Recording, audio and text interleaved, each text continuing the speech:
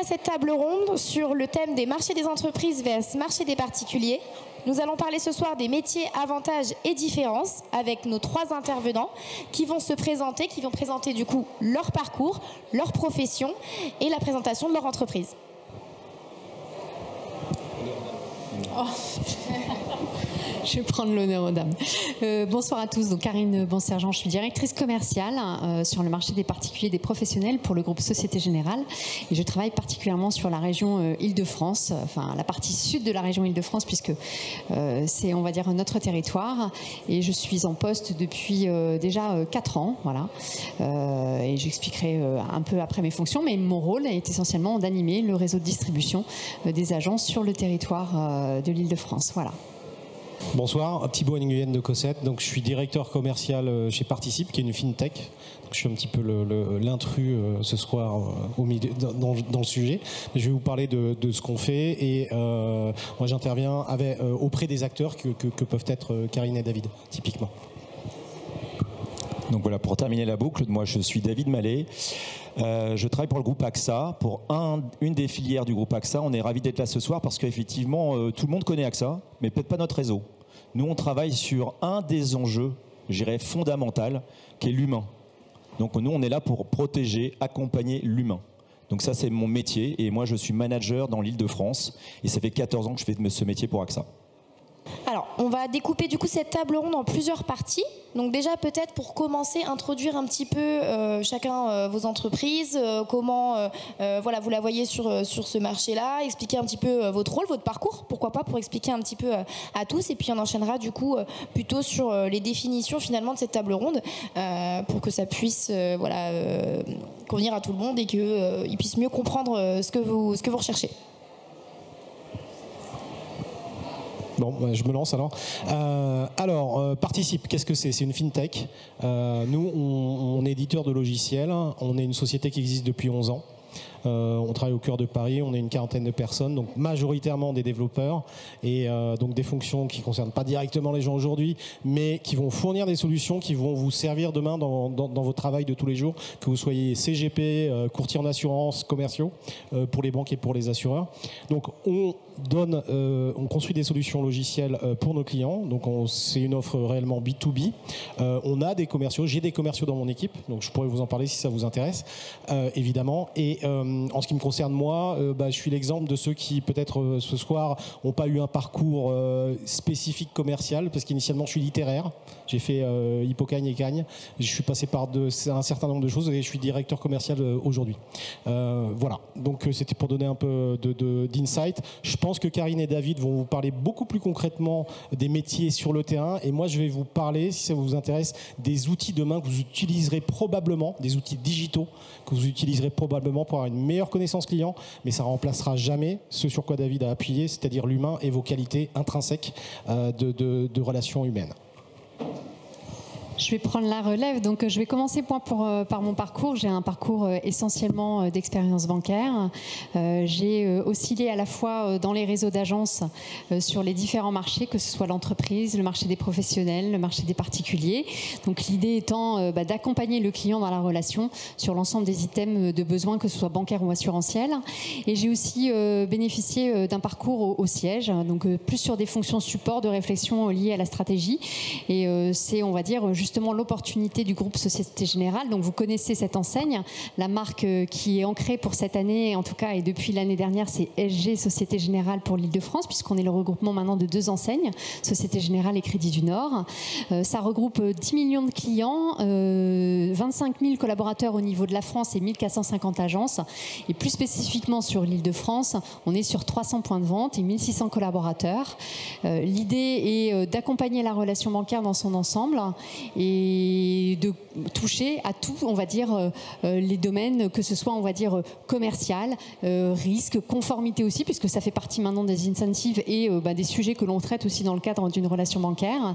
Et puis, avec des possibilités, que ce soit, on va dire, en tout cas, pour le groupe en France ou à l'international. Sur le réseau France, évidemment, vous êtes lié, on va dire, à un réseau de distribution qui est réparti sur l'ensemble de la France au travers de 11 régions. Mais le groupe comporte, on va dire, des opportunités beaucoup plus larges, puisque la partie banque de détail n'est qu'une partie du groupe de Société Générale. Voilà.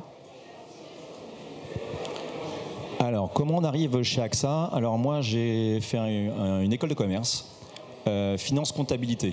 Donc vous voyez que globalement tout peut m'amener, et en fait moi je dirais ce qui mène en fait souvent un parcours, ce sont des rencontres. Moi c'est une rencontre qui un jour m'a amené à faire de la banque. Donc j'ai démarré dans la partie bancaire, prospection, pas de clients, dans le dur, marché entreprise, et au fur et à mesure j'ai bénéficié, puisque j'étais dans une école de commerce, d'un parcours un peu spécifique qui avait pour vocation en fait de devenir manager. Donc une école interne qui permettait d'être manager. Donc j'ai fait mon parcours bancaire, j'ai gravi un certain nombre d'échelons, et pour terminer directeur de groupe, voilà. Et ensuite, parce que j'étais plus forcément en phase avec cette stratégie, donc j'ai rejoint le groupe AXA, et donc ça fait 14 ans que je suis manager, donc je suis provincial.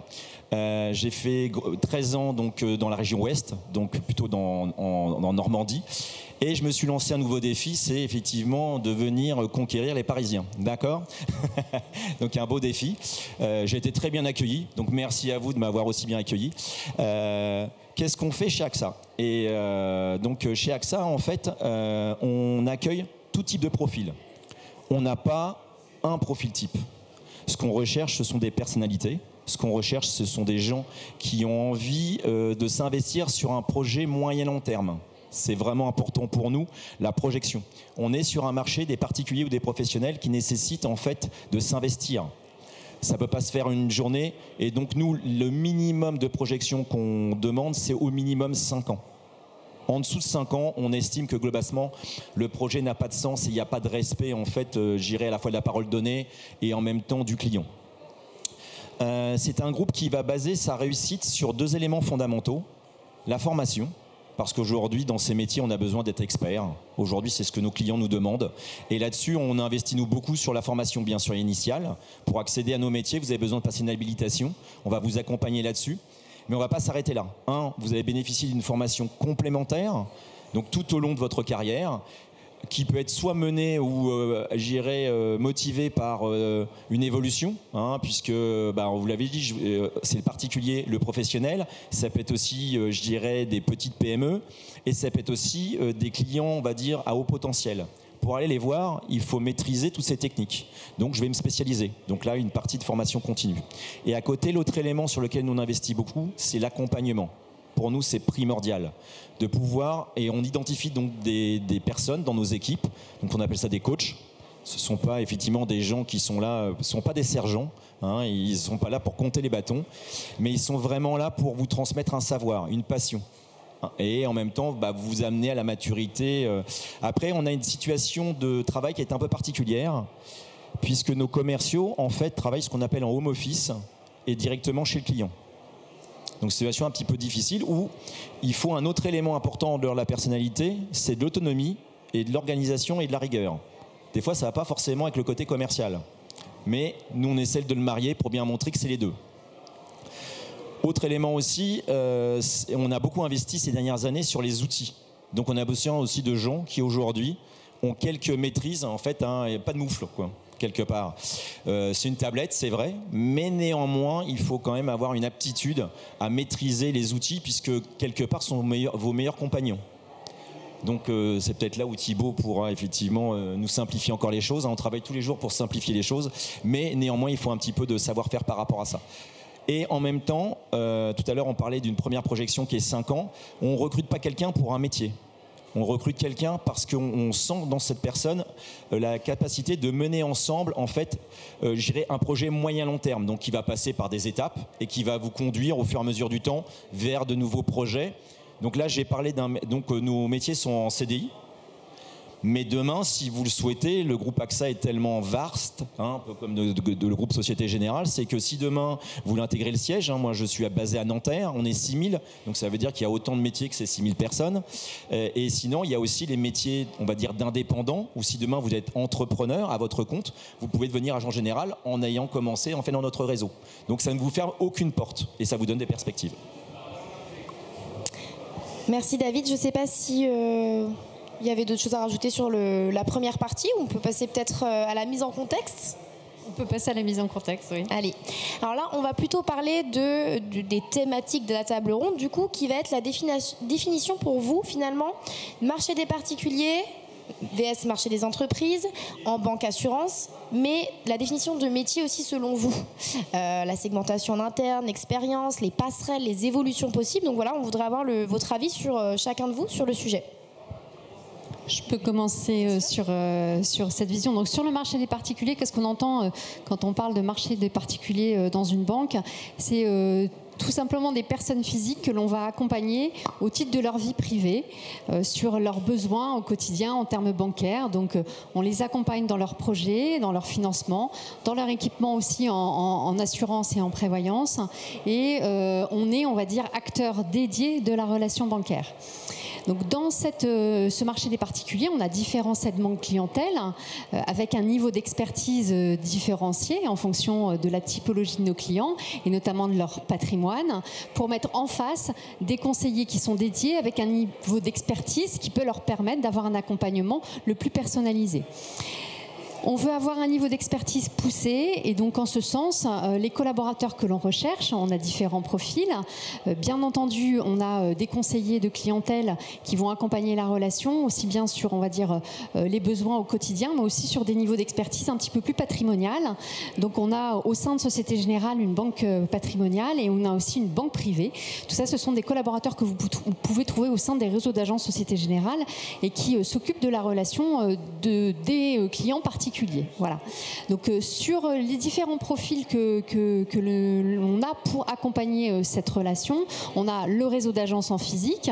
Donc vous avez, quand vous poussez une porte d'une ancienne Société Générale, des collaborateurs qui sont présents pour vous accueillir et répondre à nos clients lors d'entretiens individuels. Mais vous avez aussi tout le réseau, on va dire, du digital, des relations clients téléphoniques qui sont là pour accompagner aussi leur relation avec des horaires plus élargis et différenciante.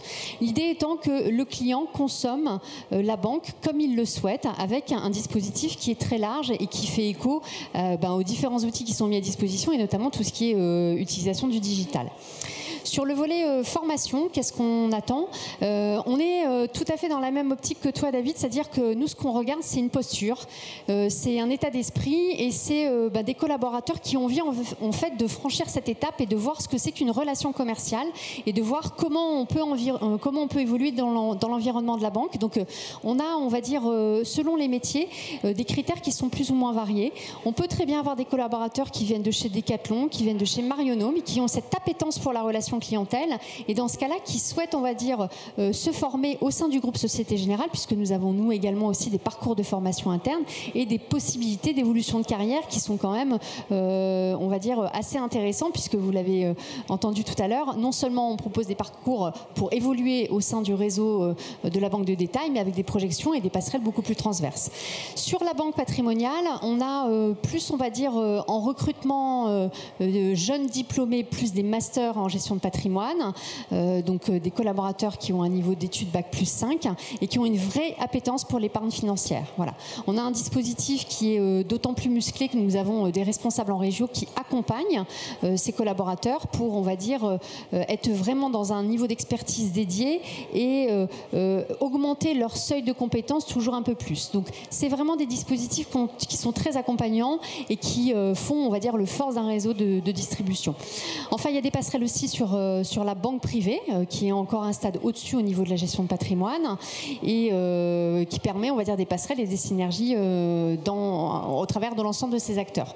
Donc voilà en fait les différentes possibilités. En tout cas, ce qu'il faut savoir, c'est que on embauche sur niveau de diplôme, mais aussi sur expérience.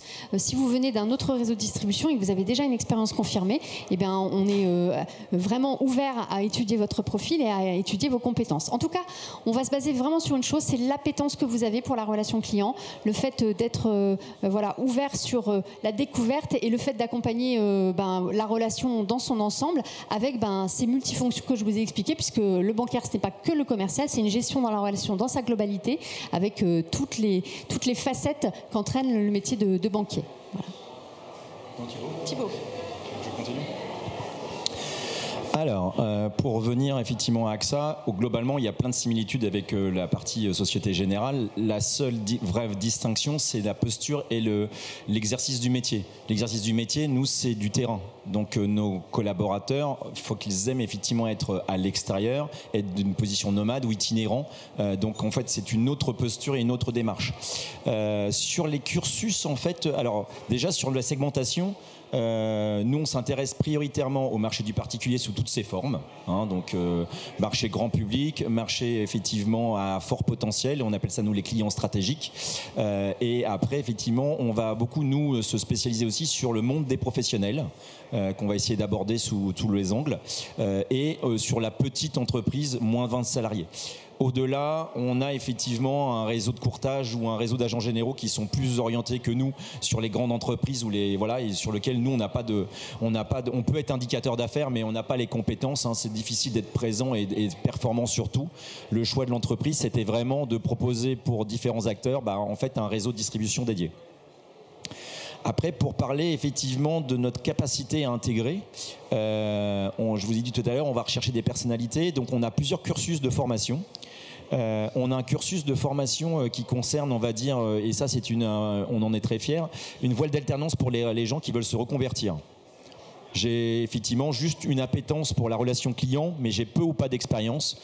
J'ai vécu pendant 10-15 ans une profession, je l'ai adorée, mais j'aimerais bien faire autre chose. Et on a un parcours spécifique en alternance avec un tuteur dédié qui va vous permettre justement de construire votre projet professionnel et de voir passer demain à ce métier de chargé clientèle, terrain, parce qu'on ne passe pas du jour au lendemain d'une situation à une autre, et donc on va la faire étape par étape. L'autre situation, ce sont des commerciaux, expérimentés, donc des gens qui ont un parcours, commercial, pas forcément dans la banque finance. C'est pas forcément notre cœur de cible, mais des gens qui ont vraiment une appétence pour la relation et surtout qui ont la capacité d'oser. Nous, ce qu'on recherche, c'est des ambassadeurs de proximité qui ont la volonté d'être ancrés localement. On a besoin que visuellement et sur votre démarche de communication, on puisse savoir que vous êtes présent sur tel ou tel secteur et que vous êtes incontournable. Si on doit penser effectivement à l'assurance de personnes, on doit penser à vous sur un secteur donné. Donc ça, c'est vraiment ce que l'on recherche, des gens très impliqués, présents dans tous les réseaux, créatifs, à la fois en communication, en expertise, en suivi. C'est vraiment les profils qu'on recherche. Et après, on a un parcours expérimenté. Donc là, des gens qui sont, on va dire, du métier et qui ont envie de nous rejoindre pour différentes raisons. Ils viennent de la banque, ils viennent d'autres assureurs. Et là encore, on va effectivement les accompagner par rapport à ça. Après, sur l'évolution de carrière, alors on n'a pas, c'est-à-dire qu'un conseiller chez nous, globalement, on lui dit que pour réussir, il faut qu'il soit capable d'accompagner en fait tout type de public. Parce qu'un rendez-vous, il est des fois compliqué de le spécifier qu'avec uniquement une clientèle grand public. Si il ne se sent pas à l'aise, c'est pas grave, il sera accompagné. Donc en fait on lui donne l'envie et on essaye de le former pour que lui détecte et se crée son activité auprès d'un public le plus large possible, à l'appui en fait d'experts à son côté. Donc en fait on n'a pas une segmentation d'un chargé clientèle qui va gérer que le grand public et après un autre qui va non, nos commerciaux en fait on essaye de les former le plus vite possible à ce qu'ils soient compétents sur l'ensemble des segments en fait de clientèle. Bien sûr qu'il est clair que c'est l'expérience qui va primer et qui va faire qu'ils se sentent de plus en plus à l'aise vers les publics les plus élevés. Et c'est pour ça qu'on leur propose d'être accompagnés pour que l'image qu'ils vont donner, parce qu'on sait très bien que dans ce métier, comme dans tout métier, c'est la première image qui va rester. Donc l'idée d'être accompagné va les sécuriser, va permettre d'imprimer une image positive et leur permettre de poursuivre la relation avec eux. Mais on est là-dessus. Et puis après, on a donc en fait, si je prends l'exemple de mon inspection, j'ai 3 équipes. Une équipe de débutants, des gens qui ont entre 0 et 5 ans d'ancienneté dans notre métier, qui sont accompagnés par un coach. Ce coach, il a pour but de les monter en compétences, de leur faire appréhender l'outil. Après, j'ai 2 réseaux d'experts, des gens qui ont plus de 5 ans, qui sont capables vraiment d'être des couteaux suisses et capables de gérer tout type de clientèle. Et ils ont 2 modes de fonctionnement. Certains ont envie de travailler en solo. Parce que c'est leur modèle, ils sont heureux comme ça, ils gèrent leur emploi du temps, ça leur convient bien. Et d'autres ont envie de mêler en fait 2 notions. La première, être expert dans notre métier, mais en même temps animateur, puisque dans mon équipe, j'ai à peu près la moitié. La moitié de commerciaux salariés et la moitié de mandataires. Donc des mandataires sont des indépendants qui sont experts de la relation, qui sont animés donc par des experts pour qu'ils construisent ensemble une relation, on va dire, un peu plus développée auprès de nos clients. Voilà. Je vais finir sur la relation pro parce que tu as fait une très belle transition sur le marché des professionnels. Quand vous poussez la porte d'une agence bancaire, vous avez effectivement, je vous ai parlé des conseillers du marché des particuliers, mais vous avez tout le domaine sur le segment des professionnels. Donc le segment des professionnels chez Société Générale, c'est quoi? C'est des TPE, des professions libérales, des commerçants, des artisans. On gère jusqu'à 2,5 millions de chiffre d'affaires en B2B et jusqu'à 5 millions d'euros de chiffre d'affaires en B2C. Et l'idée, c'est d'avoir à la fois la relation de la gestion du professionnel au titre de son activité, mais aussi la relation au global, c'est-à-dire qu'il a un interlocuteur dédié pour faire la passerelle entre sa vie privée et sa vie professionnelle. Donc évidemment, c'est un métier palpitant, je le dis d'autant plus que j'ai commencé par ça, puisque vous voyez grandir les entrepreneurs et puis souvent les créations d'entreprises aussi. On a une cellule start-up qui est dédiée, donc ça c'est un métier qui est très enrichissant, puisque vous avez l'impression de faire partie de la famille pro comme pri, parce que vraiment vous voyez grandir vos entrepreneurs, donc c'est un métier qui nécessite beaucoup de curiosité, qui vous permet aussi d'aller voir vos clients sur directement leur lieu d'activité, et c'est vraiment une relation particulière et très enrichissante. Souvent, dans les collaborateurs, on a des contrats d'alternance sur ce type de profil, parce qu'ils aiment, on va dire, commencer à toucher un petit peu au métier au travers des contrats d'alternance. Et on a aussi des embauches de jeunes embauchés et aussi des personnes expérimentées qui font aussi, on va dire, l'objet d'accompagnement, comme tu l'as dit. On a aussi des dispositifs d'accompagnement. Et puis, plus globalement, à l'ensemble des métiers que je vous ai cités, on a une politique aussi de gestion des talents, c'est-à-dire qu'on accorde une attention particulière en fait aux collaborateurs particulièrement talentueux au sein de l'entreprise pour leur donner, on va dire, un parcours un petit peu accéléré et faire en sorte de les mettre en visibilité sur les différents sujets et de leur permettre de faire une très belle carrière au sein du groupe.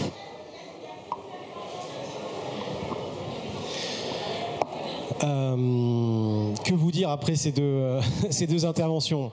Donc vous avez bien compris que moi je représente une fintech, que cette fintech elle adresse pas directement les marchés et le type de poste que vous recherchez, mais on va créer des solutions pour les assureurs, pour ce qu'on appelle chez nous les émetteurs de produits financiers, qu'ils soient assureurs, banques, sociétés de gestion. Et également le réseau de distribution, et typiquement demain c'est plutôt vous, c'est-à-dire des CGP, des courtiers, des commerciaux sur le terrain, etc. Donc nous, qu'est-ce qu'on fait? On propose des solutions qui vont permettre à vous, en tant qu'acteurs commerciaux, de maximiser le temps utile sur ce qui a de la valeur dans votre métier, c'est-à-dire la relation avec vos clients, l'upside que vous pouvez faire et le développement de valeur sur votre portefeuille de prospection. Toute la partie dans vos métiers qui va consister dans la saisie, ressaisie dans différents extranets, dans différents softs de gestion, etc. pour des SCPI, tout ça, ça va être gommé. Vous allez vous connecter juste sur une interface qui va vous simplifier et donc vous faire gagner du temps. Évidemment, on propose des solutions qui en UX ne nécessitent pas d'avoir fait Polytechnique pour les utiliser. On essaie d'être le plus simple possible. Donc, il n'y a pas de sujet là-dessus. Je pense que vous, tout autant que vous êtes capable d'utiliser n'importe quel formulaire sur Internet. Nous, notre métier, c'est de fournir ça. Et idéalement, le seul insight que je pourrais vous donner aujourd'hui sur le marché des particuliers versus celui des professionnels, c'est que nous, nos solutions, c'est du B2B2C. C'est-à-dire qu'on va s'adresser soit à l'émetteur de produits, soit le réseau de distribution. Et on est obligé dans cette chaîne de valeur d'avoir en tête à la fois les attentes du client, la relation que vous allez tisser avec eux, mais également la complexité des produits que vous allez gérer, que ce soit chez AXA ou à la Société Générale. On ne vend pas une assurance santé classique comme on vend une assurance vie ou un produit de PER ou encore une SCPI. Il y a vraiment des produits qui nécessitent une espèce d'agilité intellectuelle. C'est pour ça que je refais un peu le bouclage sur mon métier à moi, parce que j'ai une équipe commerciale. Moi, les commerciaux que j'ai dans mon équipe et que je recrute, je recherche plus que des connaissances, vraiment ce qu'on appelle un mindset chez nous, j'en profite parce qu'on est ancienne start-up, un état d'esprit qui permet d'avoir une relation agile en digérant des produits qui peuvent être complexes et en essayant d'avoir une approche ultra pédagogique vis-à-vis de la personne à laquelle vous allez les présenter. Donc typiquement, présenter, moi je sais pas, une MRH, donc une multirisque habitation auprès d'un jeune cadre qui commence à se lancer après son école de commerce, il va rapidement comprendre.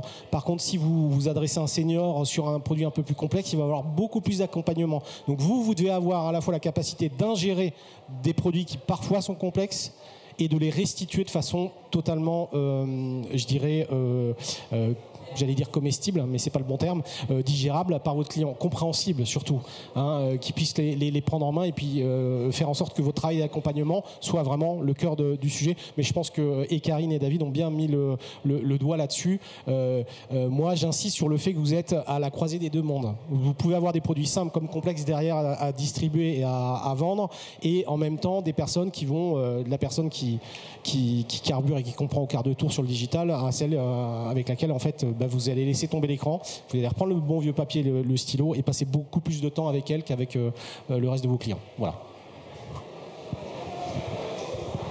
Merci beaucoup.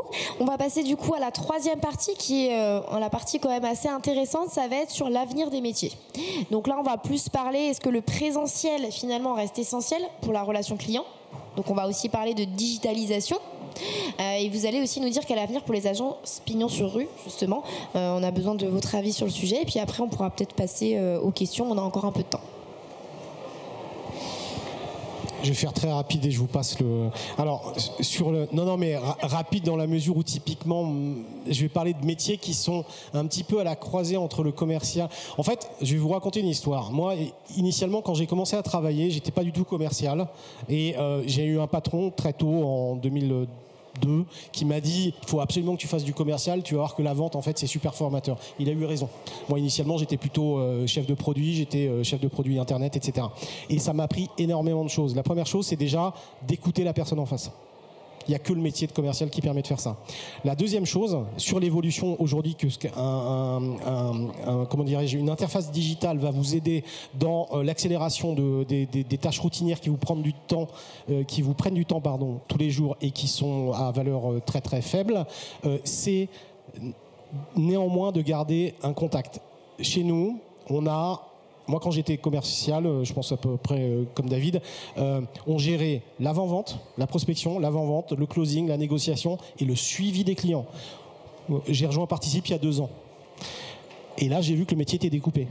Il y avait la prospection, ceux qui font les devis sur des produits complexes, parce que ça nécessite la négociation qui peut être l'objet de responsable de compte un peu plus, et ensuite le suivi client, et c'était 4 personnes différentes. Mais en réalité, moi je pense que si vous voulez vraiment être quelqu'un de complet dans votre métier demain et avoir des capacités d'évolution, que ce soit la Société Générale et AXA, au vu de tout le spectre 360 de métiers qui vous permettent d'envisager plus des formations, c'est d'avoir, même si votre travail à un moment donné s'arrête à la prospection ou au closing, c'est de continuer la négociation. Pourquoi? J'en viens à mon fait, c'est qu'aujourd'hui nous on a des CSM, des Customer Success Managers, qui vont prendre la gestion de ce que mes commerciaux vendent derrière en solution. Donc mon commercial arrête, on voit mon client une fois par semestre pour les bonnes relations, mais au jour le jour la relation est gérée par un CSM. Et la relation du CSM, nous, on fait ça évidemment via le digital, avec des chats, avec des emails. Mais en réalité, la demande du client, c'est réellement d'avoir la personne ne serait-ce qu'au bout du fil. C'est extrêmement important. Et enfin, je veux dire, je prêche presque contre ma paroisse dans la mesure où moi, travailler dans le digital depuis 25 ans, ça m'a donné la mesure de l'importance de l'humain. Donc, il faut vraiment pas se dire, parce que je maîtrise tout, je maîtrise les chatbots, etc., ou l'intelligence artificielle et je peux faire mes rapports et mes réponses aux clients par chat GPT. Non. En fait, ce qui fera de vous des bons commerciaux demain, c'est vraiment l'intelligence et l'importance que vous attachez aux clients. C'est pas passer non plus 45 heures avec vos clients.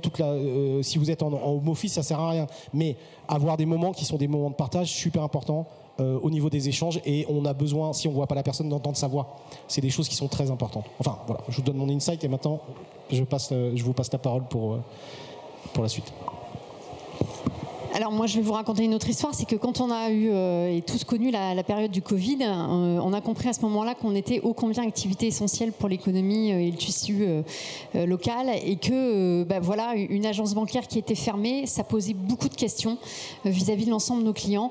Et c'est là où on a pris conscience, notamment au travers des PGE qu'on a mis à disposition de nos professionnels pour les aider et les soutenir dans le cadre de la crise du Covid, que l'activité était ô combien essentielle. Donc oui, le réseau d'agences bancaires, moi je pense que c'est une complétude, c'est l'association de toute façon du digital, du téléphone, des agences en physique, et je pense que tout ce petit monde-là peut vivre complètement, et on arrive à trouver, on va dire, un dispositif qui réponde à des usages et à des modes de consommation qui répondent à des profils de clients qui sont foncièrement différents. Ça, c'est le premier point. Ensuite, ce que je pourrais vous dire aussi, c'est que on a, on va dire, aussi dans ces agences, on a parlé beaucoup de conseillers, mais on a aussi des attentes fortes vis-à-vis de nos managers, qui sont des clés essentielles dans le bon fonctionnement de ces agences et qui, on va dire, évoluent, ont des parcours aussi formidables et ont des expériences de vie au travers des évolutions qu'ils connaissent au travers du réseau de distribution, vraiment beaucoup, on va dire, d'enrichissement personnel. Et je vous dis, cette crise aussi a fait comprendre ô combien le rôle de la banque assurance était important à ce moment-là. Donc on a, on va dire, un réseau de distribution qui, pour le coup, on a toujours été rechallengé sur le devenir des agences bancaires. Est-ce qu'on ne va pas finir, pour le coup et pour nous, sur un modèle bourse-banque unique? Moi, je pense qu'on peut très bien, on va dire, consommer de la banque à distance, mais aussi avoir besoin de voir un conseiller dans une agence parce que ça nous rassure et qu'on a besoin de ce physique, de ce contact relationnel. Et je ne vais pas prêcher pour ma paroisse là pour le coup, mais souvent, et c'est quand même le retour un petit peu de nos clients aussi, c'est de dire que quand ils sont dans un établissement bancaire, certes, il y a l'enseigne, mais il y a aussi le collaborateur qu'ils ont en face et l'attachement qu'ils ont à leurs collaborateurs. Donc, on a, on va dire, cette importance d'avoir, on va dire, l'alliance entre le physique, des personnes qui sont dédiées, quel que soit le, on va dire, le mode de communication, et puis des points de contact qui vont faire, on va dire, aider à la relation, et puis ce côté très essentiel, on va dire, à l'activité au quotidien. Alors, pour terminer cette troisième partie, donc, nous, oui, l'interrogation, c'était de dire est-ce que ce réseau de commerciaux terrain, il a un avenir ou pas? On parle de digitalisation, on parle de l'IA, on parle de pas mal de choses. On a parlé du Covid, qui nous a aussi fortement touchés aussi. Et en fait, je pense que l'humain restera toujours au cœur du sujet et que là où en fait, le message fort qu'on fait passer à nos commerciaux, c'est que tant qu'on amènera de la plus-value, du suivi, de la proximité, de l'intérêt, de l'écoute, on aura une place dans notre métier. Il n'y a pas photo. Après, on a néanmoins évolué. C'est-à-dire que le papier, il a un peu disparu, les méthodes ont évolué, on a essayé de concilier à la fois des outils digitaux, hein, c'est important. Aujourd'hui, on doit vivre avec notre temps. Aujourd'hui, nos conseillers nous sont équipés d'une tablette. Hein. Avant, ils se déplaçaient avec une valise à roulettes. Maintenant, ils ont juste une petite tablette qu'ils ont là sous la main et ça leur suffit largement. Ils ont tout dedans. Il y a plus de papier donc pour souscrire les contrats. Donc, c'est quand même un avantage considérable. Et puis derrière aussi, on a une clientèle qui évolue en termes de besoins. Certains ont toujours l'envie de nous voir en physique, chez eux, ou dans leurs locaux, professionnels. Et il y en a d'autres qui nous disent « Maintenant, j'ai pas le temps, mais par contre, je serai OK pour une visio ». Qu'est-ce qu'on fait? On a aussi appris à nos conseillers à pouvoir garder ce lien et travailler sur la manière d'avoir une posture aussi professionnelle en étant performant sur les visios. Donc on a développé, donc on est devenu des experts du Teams. Hein, donc voilà, il y a une marque, excusez-moi pour la marque, hein, mais bon. Donc voilà, on a aussi, voilà, je pense que pour concilier tout ça, c'est de la modernité, rappel des fondamentaux, l'humain, l'écoute, le conseil, la plus-value, l'expertise, les connaissances, ça c'est la marque de fabrique. La reconnaissance aussi des collaborateurs pour qu'ils vivent bien dans ce monde et cette société, puisqu'on va dire tout le monde n'évolue pas à la même vitesse. Pour autant, nous, notre intérêt, c'est que tout le monde puisse être accompagné. Il y en a qui vont être très agiles, d'autres un petit peu moins. En fait, on va essayer d'adapter les choses. On va aussi les adapter par rapport à nos contextes géographiques. Il est clair qu'à Paris, ou avant, moi, dans le Calvados ou sur Rouen, les modes de fonctionnement étaient très différents. Hein. On avait 90% de physique et 10% de visio. Ici, on est à 50-50. Voilà, donc on s'adapte, nos commerciaux aussi. Pour autant, on n'oubliera pas le physique. On sait que c'est la plus-value. Hein, je reviens sur Thibaut ou sur Karine, c'est le cœur. Le rendez-vous physique, parce qu'il y a des émotions, il y a des notions, il y a des sujets qu'on ne pourra pas effectivement apporter au travers d'un entretien à distance. Mais pour autant, et après l'IA, oui, mais l'idée, c'est jamais 100%. C'est bien sûr qu'il faudra savoir aussi incorporer sûrement de l'IA dans nos métiers. On a pas mal de labos, hein. On collabore avec de grands établissements, de la tech, pour nous aider à évoluer par rapport à ça. Et on aura sûrement cette nécessité de l'intégrer. Mais, en tout cas, nous, on est rassurés, c'est que notre entreprise continue à investir toujours sur nous. Donc je crois que c'est le meilleur témoin quand un groupe continue à investir fortement à la fois en recrutement. Si on est là aujourd'hui, c'est parce qu'on se porte bien et qu'on a envie de recruter. Donc c'est une marque forte de dire qu'on veut exister sur ce réseau et que notre employeur derrière, effectivement, veut nous accompagner. Je ne sais pas si vous voulez rajouter un dernier mot avant qu'on passe peut-être aux questions. Ou est-ce qu'il y a peut-être des questions dans la salle? N'hésitez pas, ils sont là pour ça. C'est toujours la première, la plus dure. Personne? Oui, j'arrive.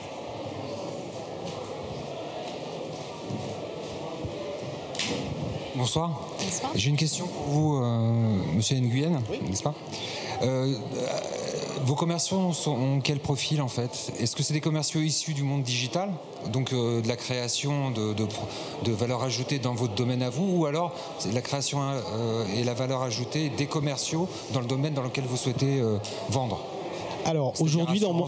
D'accord, merci pour la question. Alors aujourd'hui dans mon équipe, j'ai 2 personnes qui sont anciens CGP de la BNP, conseillers bancaires en fait, mais qui géraient plus spécifiquement des problématiques patrimoniales. C'est un petit peu le hasard en réalité. Sur les postes de stagiaires et d'alternants qu'on avait avant que je reprenne en main le département, on allait plutôt prendre des gens qui venaient d'écoles de vente. En réalité, la matière nous qu'on vend sont des solutions logicielles qui sont assez complexes et dont moi-même j'ai mis 1 an à comprendre le fonctionnement et encore je n'ai pas fini. Mais tout ceci pour dire quoi? Quand je vous parlais d'agilité intellectuelle et de nécessité d'avoir à la fois le côté vraiment ce qu'on appelle la fibre commerciale et l'envie de séduire, l'envie de convaincre la personne qui est en face et l'envie de l'accompagner, cette espèce d'empathie que tout bon commercial doit avoir. Il faut aussi, moi, dans mon métier, dans le métier des fintech et des solutions logicielles, avoir également, on va dire, l'agilité et l'ouverture de jongler avec les API, avec les bases de données, avec les webhooks, avec tout ce que vous voulez, enfin tout un ensemble un écosystème qui n'est pas simple. Donc pour répondre à votre question, aujourd'hui moi j'ai des personnes qui n'ont pas du tout été formées sur le digital initialement, c'était plutôt sur des produits bancaires typiquement qui sont gérés aujourd'hui chez AXA et à la SOG, pardon, à la Société Générale, mais en fait, ils ont appris, ils ont tout simplement appris à faire ça. Et moi, aujourd'hui, enfin demain, si je cherche un nouveau commercial, je vais plutôt chercher, je ne trouverai jamais quelqu'un. Je ne vais pas aller chasser quelqu'un qui a déjà travaillé pour une fintech, forcément. Ça peut aider, mais c'est pas mon objectif. Mon objectif, surtout si je cible un profil qui n'est pas un profil senior, un plutôt débutant ou milieu, ça va être une agilité intellectuelle et une mentalité. Une soif d'apprendre et une soif de promulguer, de convaincre et d'être pédagogue dans son approche. Voilà, c'est plus ça que moi aujourd'hui je recherche. Donc pas du tout, il n'y a pas du tout la barrière technologique. Ce qui est une API et comment ça fonctionne, franchement, en 15 jours je vous apprends comment ça marche. Après, je dis pas que c'est aussi simple que ça, mais voilà. Vous dites demain, mais aujourd'hui vous recrutez? Alors aujourd'hui, non, mais on est toujours ouvert au talent. C'est-à-dire que j'ai pas ouvert de poste, mais moi je prends tout ce qui vient et je suis prêt à discuter avec tout le monde. J'aimerais discuter avec vous après, si c'est possible. Avec plaisir. Merci. Avec plaisir.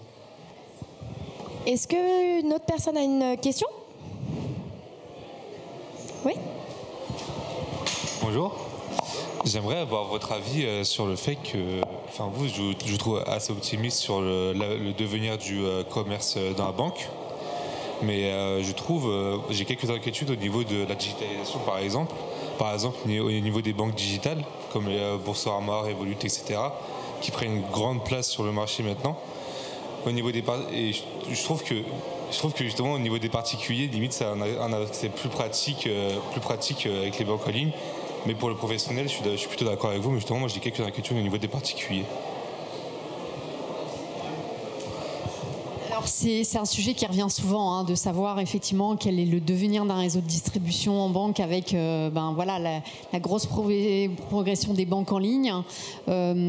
Pour le coup, Société Générale, c'est Société Générale et Boursorama aussi, et on arrive totalement à concilier les deux enseignes parce qu'on répond à, on va dire, une typologie de besoins clients qui est foncièrement différente et qui n'empêche pas aussi le fait d'être client dans les deux.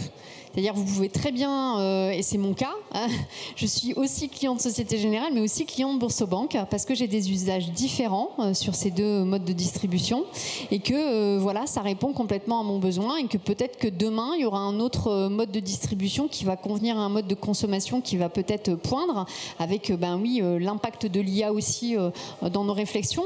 Mais pour autant, on l'a vraiment senti, je le redis, mais au moment du Covid, l'attachement des clients au fait d'avoir des collaborateurs en mesure de les rassurer. Je prends typiquement le fait d'avoir des coffres fort dans une agence bancaire, ça existe encore, et ça, on ne va pas pouvoir les dématérialiser.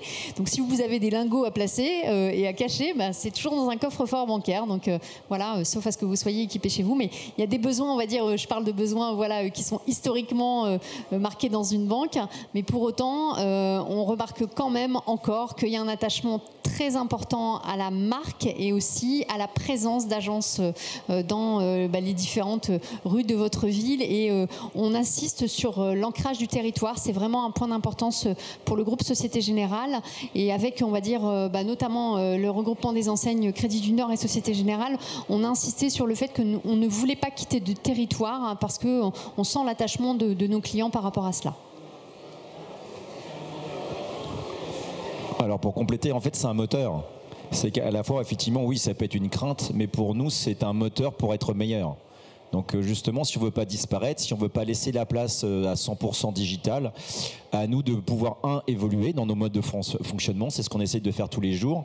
Et puis, je dirais que le constat que l'on fait, c'est qu'on continue à progresser.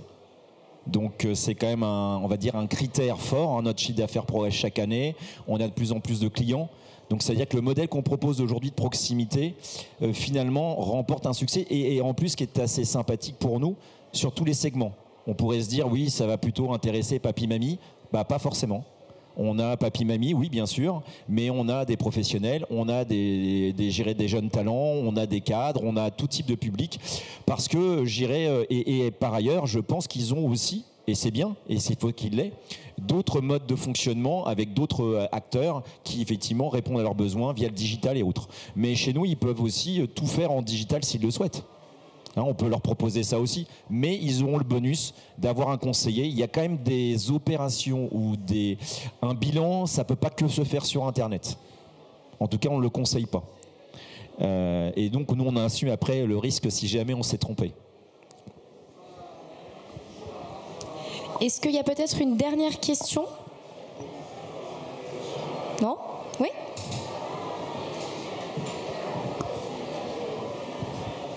Merci. Nicole Jaramillo, enchantée. J'ai travaillé pendant 2 ans au sein d'un cabinet de gestion de patrimoine. J'ai aussi travaillé en banque d'investissement, dans l'analyse financière et l'analyse extra-financière. Ma question porte surtout sur comment vous intégrez les nouveaux besoins autour de la finance durable. Que ce soit par rapport à le recueil d'informations clients. On recueille aujourd'hui les niveaux de risque, les objectifs financiers. Maintenant, ça sera les objectifs en matière de durabilité. Que ce soit aussi comment un commercial peut expliquer de manière simple tout ce qui est la réglementation de finances durables, SFDR, taxonomie, etc. Je trouve que c'est important non seulement pour les agences, c'est aussi le cas pour les banques et les bourses digitales. J'ai ouvert une assurance vie très récemment. On m'a posé la question par rapport à la taxonomie. Si je n'avais pas su, grâce à mes formations, ce que c'était la taxonomie et la différence avec SFDR, je n'aurais pas su. Donc, comment vos commerciaux vont s'adapter à cette nouvelle tendance? Et quelle sera la place de la finance durable aujourd'hui dans le domaine des banques et le domaine commercial?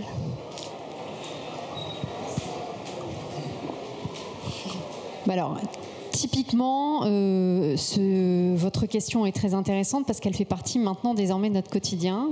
Déjà, ça fait partie d'un engagement du groupe Société Générale, mais je sais que AXA a aussi intégré complètement dans sa politique et dans sa stratégie cette transition. On l'a intégré, alors de fait de l'actualité et de l'importance du sujet et de l'enjeu majeur pour de toute façon le devenir de ce monde et pour le futur, mais aussi parce qu'on a maintenant des collaborateurs qui nous interrogent beaucoup, qui sont très intéressés par ce sujet. Donc si nous ne sommes pas en capacité maintenant de pouvoir répondre au fait que nous avons complètement intégré dans notre stratégie et que nous intégrons aussi dans notre raison de distribution ce sujet-là, de toute façon on n'est pas, on va dire, on n'est pas dans la place. Enfin, il faut être clair. Au niveau des marchés financiers, encore plus, puisque vous l'avez évoqué, on intègre complètement maintenant cette question lorsqu'on fait un diagnostic d'épargne auprès de nos clients. Et puis, on a effectivement maintenant instauré depuis cette année un directeur de la RSE au sein de la région qui, justement, on va dire, porte ses paroles sur ce sujet de transition. Alors que ce soit, on va dire, la RSE, c'est global, hein, c'est tout ce qui est transition énergétique, mais c'est aussi tout ce qui porte au volet social, tout ce qui est QVCT, tout ce qui est bien-être au travail, et tous ces sujets-là, on les embarque maintenant. Donc c'est vrai, il y a une appétence forte pour les jeunes collaborateurs, une transition et une conduite du changement à apporter pour les collaborateurs qui étaient en place et qui n'ont pas forcément embarqué le virage, tout ce qui est fresque du climat.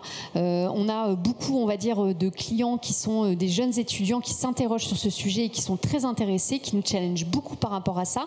Donc oui, ça fait partie, on va dire, à la fois de notre raisonnement, mais aussi de notre offre, puisqu'on a parlé d'épargne, mais on parle aussi de rénovation énergétique. Tous les prêts qui sont liés à la rénovation énergétique, ça fait partie aussi de notre gamme d'offres. Donc oui, c'est partie intégrante maintenant du raisonnement et ça fait partie, on va dire, de notre politique.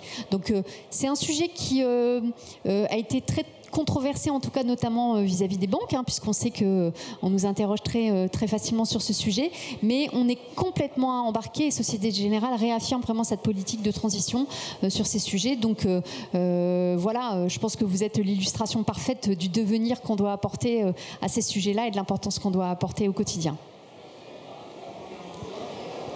Alors pareil chez AXA, donc maintenant c'est un fil conducteur. Donc toute la partie RSE, c'est à la fois une politique d'ensemble qui part effectivement du collaborateur. Il y a une école qui a été créée chez nous qui s'appelle AXA Climate. Qui donc a permis de former l'ensemble des collaborateurs du monde entier sur le sujet, les sensibiliser sur la transition, sur l'impact du climat, sur sa modification. Pourquoi ? Parce que un de nos métiers, j'irais originels, c'est quoi ? C'est la prévention et c'est la cotation des risques.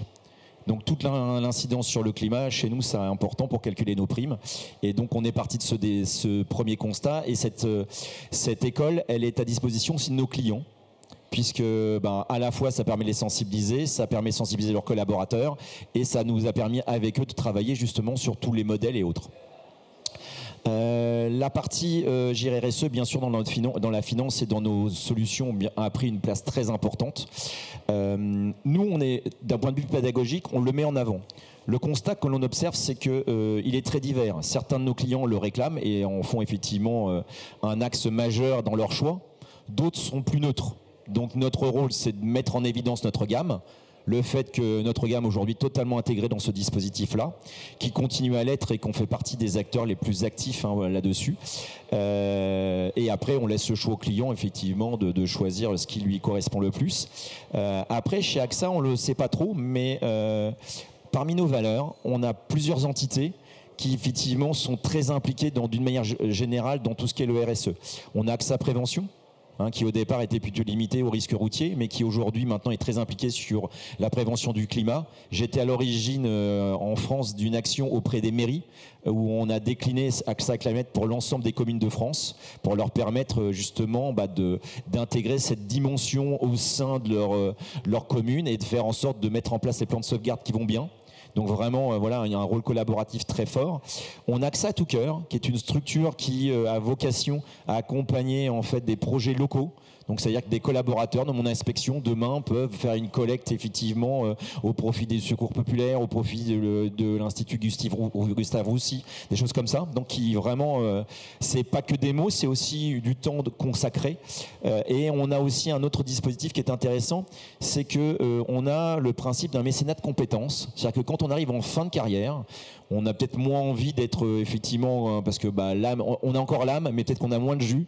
Et l'idée, c'est en transition, 2-3 ans avant la retraite, et en fait, on va proposer à des collaborateurs de s'impliquer dans des associations de tout type. Ils ont le choix, ils montent un projet. J'ai accompagné moi-même 2 collaborateurs qui sont ravis aujourd'hui. Un qui travaille pour l'UNICEF et l'autre qui a travaillé pour la banque alimentaire. Et ils étaient ravis qu'en fin de carrière, on ait reconnu leur talent, mais en même temps qu'on ait pu mettre en avant ce service-là. Donc vraiment, ça fait partie de notre ADN. Alors chez AXA, on a une culture, c'est qu'on ne le dit jamais. Il faut être à l'intérieur pour le vivre. Donc voilà.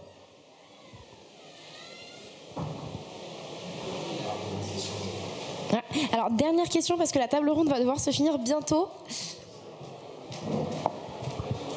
Alors justement, bonjour, moi c'est Jean-Pierre Arnoux, j'aimerais rebondir sur ta question justement qui était très intéressante. En termes de prospective sur le climat, je crois que le risque fort vraiment pour les assureurs aujourd'hui, c'est vraiment le climat. Je crois que d'ailleurs c'était le président général d'AXA qui avait dit qu'une planète à 2,5, 3,5 degrés n'était pas assurable. Avec tout ce qu'on voit aujourd'hui, les montées des eaux, les feux, etc. En termes de prospective, qu'est-ce que vous faites aujourd'hui pour ajuster par exemple les fonds garantis de vos assurances vie, etc. Est-ce que c'est vraiment quelque chose qui vous préoccupe réellement dans votre activité quotidienne, ou est-ce que aujourd'hui ça reste un sujet mais annexe? Alors oui, ça conduit, ça mène. Aujourd'hui le projet RSE, c'est la structure. Donc pour être très concret sur les dernières solutions financières que nous avons proposées à nos clients, beaucoup ont été notamment des fonds qu'on a collectés. Beaucoup ont été destinés à financer des projets. Donc on avait notamment un fonds qui était destiné à l'infrastructure. Et dans cette infrastructure, justement, il y avait plein d'éléments qui étaient pour justement une énergie verte, pour un traitement de l'eau plus écologique ou mieux géré. Donc vraiment des projets concrets qui avaient vocation effectivement à accompagner cette dimension-là. Qu'est-ce qu'on a fait aussi? On a lancé un autre fonds aussi qui était plutôt lui dédié à la partie attendez, je reprenne. Donc énergie verte, qu'est-ce qu'il y avait d'autre? Oui, le choix de nos structures et des sociétés aujourd'hui que l'on intègre dans nos fonds doivent avoir effectivement cette dimension, je dirais à la fois sociétale, gouvernementale et en même temps, je dirais environnement. Ça fait partie maintenant des critères de choix. C'est qu'aujourd'hui, dans beaucoup des fonds dans lesquels on investit, cette dimension-là a pris le poids, et même les acteurs qui nous accompagnent, parce que l'ensemble des fonds qu'on vend ne sont pas forcément AXA, badgés AXA, mais ils sont badgés d'autres sociétés de gestion, on doit avoir les mêmes critères. Pour nous, c'est important. Après, est-ce que c'est suffisant? Sûrement pas, mais en tout cas, c'est l'évolution et la démarche que nous opérons ces dernières années, et qui prend de plus en plus de poids. Merci beaucoup, je suis désolée, nous allons devoir terminer cette table ronde. Merci à vous trois pour vos conseils. N'hésitez pas à aller les voir, si vous avez des questions un petit peu plus personnelles, ils seront là au cours de la soirée. Et puis merci à tous d'avoir participé.